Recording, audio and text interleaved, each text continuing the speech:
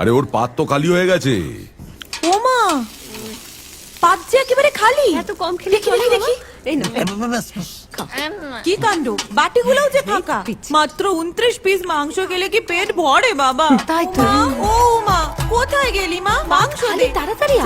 হ্যাঁ, দি। ও মা, পাওয়া ছোট কাকিমা খুব ভালো মাংস রান্না করে, খাও। পাওয়া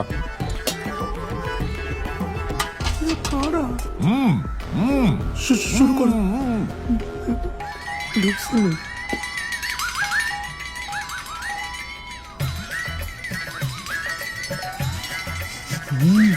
কি একটা একটা করে মাংস দিচ্ছিস? বালতিটা বসিয়ে দে। দাঁড়া তো। ভালোবেসে আদর করে খাওয়াচ্ছেও মা, তাতে হচ্ছে না। গোটা বালতিটা বসিয়ে দে।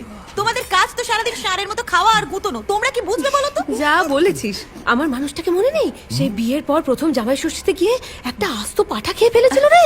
আর আমাদের কপালে জুটেছিল শুধু ওরই মোটর। তোমার বাবাকে খেয়ে নিন, তোমার ভাগ্যি ভালো। শুনলে শুনলে কি বললো?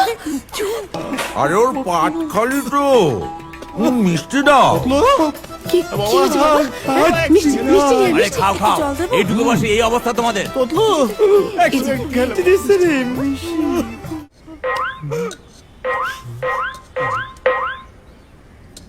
খাও।